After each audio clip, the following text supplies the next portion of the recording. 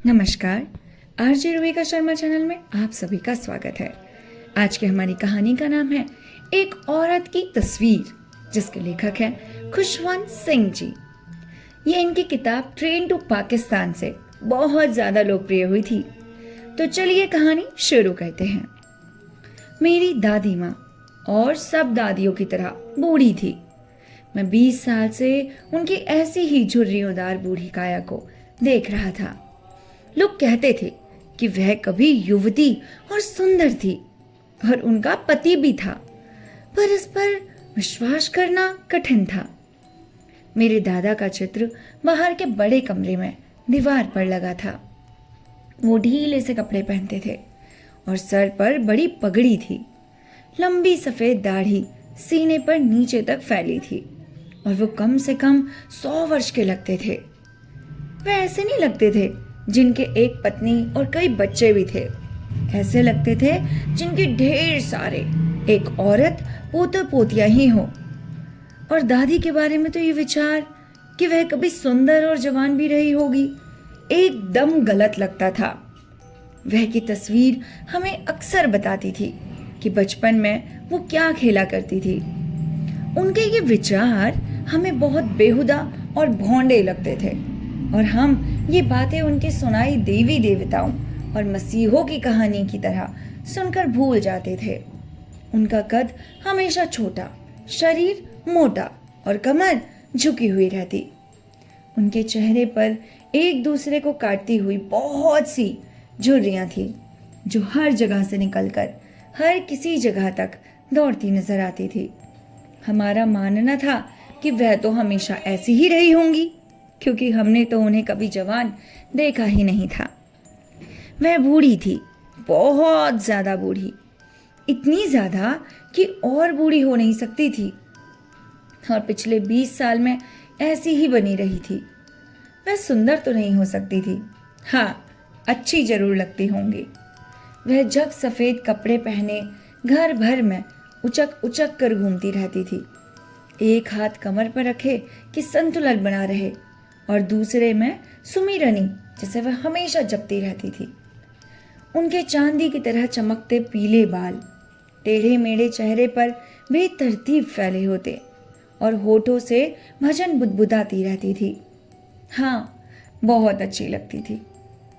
वह पहाड़ों पर सर्दी के दृश्य की तरह थी, चारों तरफ सफेद बर्फ से ढकी, जो शांति और संतोष की भावना जगाती है।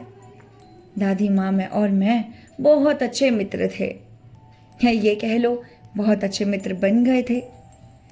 मेरे माता पिता जब शहर रहने गए तो मुझे उनके पास छोड़ गए और हम हमेशा साथ रहते थे।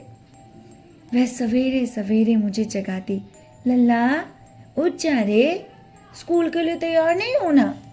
मुझे नहलाते धुलाते कपड़े पहनाते समय वह मीठी आवाज में प्रार्थना इस तरह गुनगुनाती रहती जिससे वो मुझे याद हो जाए।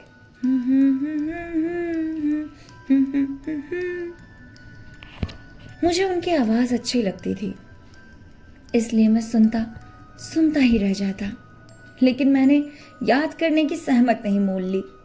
फिर वह मेरी लकड़ी की पड़ी लाती, जिसे वह पहले ही साफ करके और खिड़कियों से पोत कर रखती थी, और सरकंडों की कलम और मिट्टी का बुतका सब एक थैले में रखकर मुझे पकड़ा देती।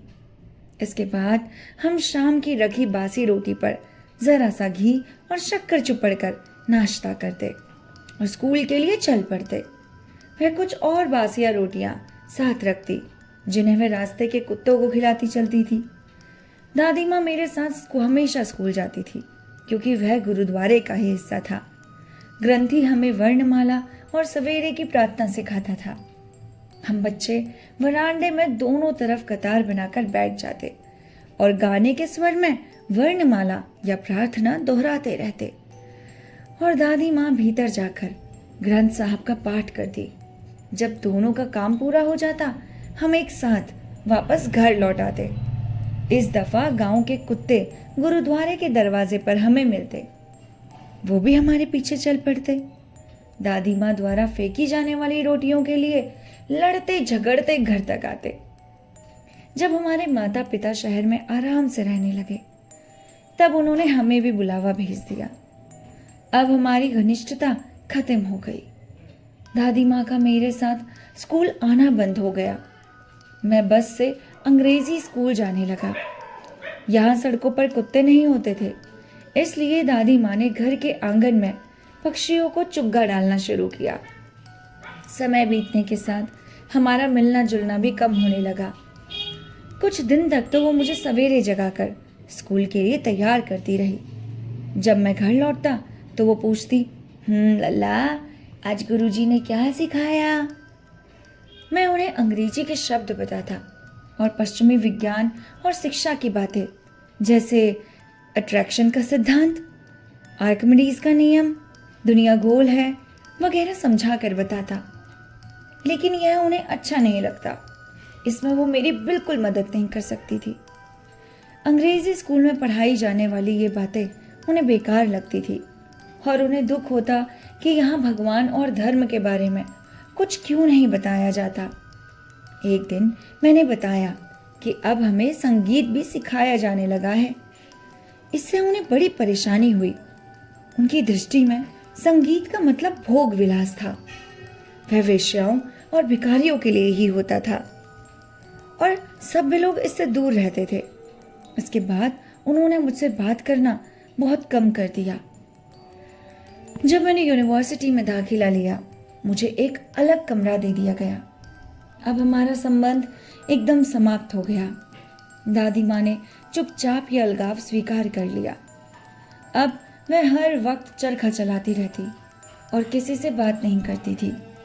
सवेरे से शाम तक वह सूत काटती और भजन गाती रहती। सिर्फ शाम के वक्त वह थोड़ी देर के लिए उठती, चिड़ियों को खाना खिलाती, वरांडे में आराम से बैठी वह रोटियों के छोटे छोटे टुकड़े करती, उन्हें चिड़ियों को डालती और चिड़ियों का झुंड उनके इधर उधर चू चू करता और उड़ता रहता। कई चिड़ियाँ उनके कंधों पर, हाथ और पैरों पर और सर पर भी बैठकर खाती और चोंचे मारती, लेकिन वह उड़ाती नहीं थी, बल्कि मुस्कुराकर रह जाती थी। उनके लिए दिन का सबसे सुखी समय यही आधा घंटा होता था। जब मैं उच्च शिक्षा के लिए विदेश जाने लगा, तब मैंने सोचा कि दादी माँ इससे बहुत दुखी होगी। मुझे 5 साल बाहर रहना था। इस बीच पता नहीं क्या हो जाए। मेरी दादी सुरक्षित तो रहेंगी ना? लेकिन दादी माँ ज्यों की त्यों रही। उन्होंने कोई दुख प्रकट नहीं किया। वे मुझे स्टेशन छोड़ने आई, धीरे धीरे प्रार्थना करती रही। उनके हाथ में माला थी, जिसे वे चुपचाप जपती रही। उन्होंने मेरा माथा चूमा और जब मैं चलने लगा तो मुझे लगा कि उनका ये चुंबन मेरे लिए कितना कीमती है। लेकिन मैं जो सोचता था वह नहीं हुआ। 5 साल बाद जब मैं वापस लौटा तो वह मुझे लेने स्टेशन आई। वह उतनी ही बूढ़ी लग रही थी जितनी मेरे जाने के दिन थी, उससे 1 दिन भी ज्यादा नहीं। उन्होंने कुछ नहीं कहा, मुझे अपनी बाहों में भर लिया। उनकी प्रार्थना मेरे कानों में पड़ रही थी।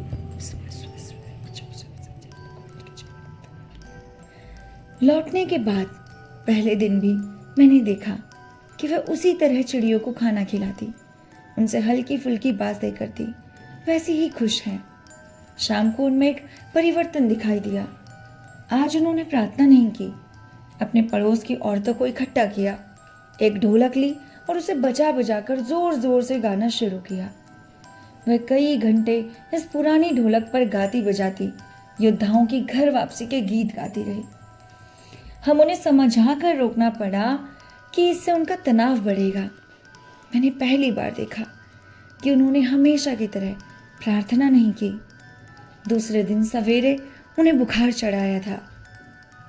डॉक्टर को बुलाया गया तो उसने कहा कि कोई खास बात नहीं है, बुखार उतर जाएगा।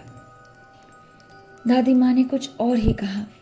कहने लगी कि बेटा, अब मेरा अंतिम समय निकट आ गया है। उन्होंने कहा कि कई घंटे से प्रार्थना नहीं की, इसलिए अब मैं किसी से बात नहीं करूँगी, सारा समय प्रार्थना में ही जाऊँगी।